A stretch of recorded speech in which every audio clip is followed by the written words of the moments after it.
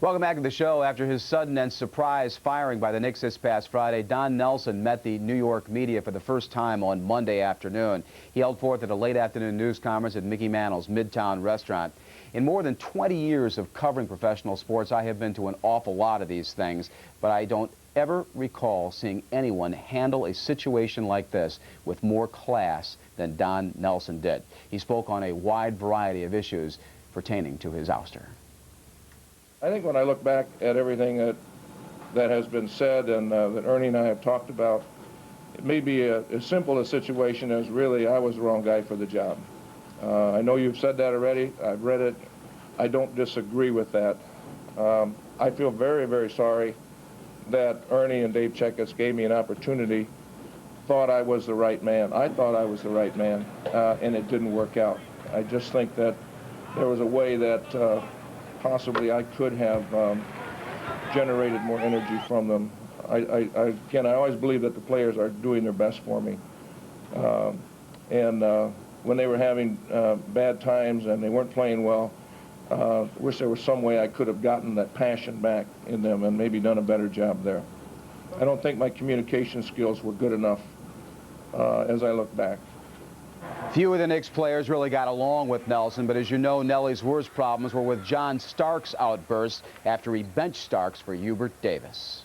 Cut and dried statement about John Starks is that Hubert Davis is a better player. That's cut and dried. I know it, you know it, the players know it. The fact that I said it wasn't a derogatory statement, it's just a truthful statement.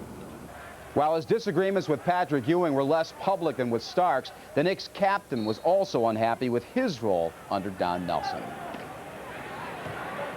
I don't think Patrick enjoyed playing for me as much as I enjoyed coaching him. We had some philosophical differences. Personally, I think that he needs to be the second best player on the team now at his age. I don't think physically he can carry the team like he has. I'm not saying anything derogatory about him, that's my belief. Evidently, I don't deal as well as I should with the modern day player. I'm from the old school that winning comes first, and that all the players involved should be thinking about that as opposed to dollars and minutes, because minutes mean dollars to the players in individual statistics. Really, there's only one statistic that matters, and that's winning. And if you can convince the modern-day player of that, you've come pretty far. There isn't anything I didn't like about New York except the team. I thought the team was old and needed change. I tried to change it philosophically, and it didn't work. The next change was to change some of the older players over the next 3 years, as I've mentioned. And I thought that's going to automatically happen. It's a very difficult team to coach. It would have been for me or anybody else coming in here. And actually, the best guy that's got the best chance is Van Gundy. You got him in the saddle now, and you know, he's going to do it the way that they did it before, and I think that's the best way. Don Nelson went on to gush with praise, in fact, for Jeff Van Gundy, saying that he had actually learned more from Jeff Van Gundy than he felt he had taught Jeff in their short time together. A moment ago, we were talking about the bad feelings that developed between former Knicks coach Don Nelson and John Starks. Don Nelson had a press conference to explain his point of view the other day, and here is his take on his relationship with John Starks. You know, John doesn't like me, and that's okay. I like him. I understand John. I know who he is. And if he just would have relinquished some of his time without, you know, making all these antics every time I took him out of the game, I could have left him as the starter. We did have our meetings.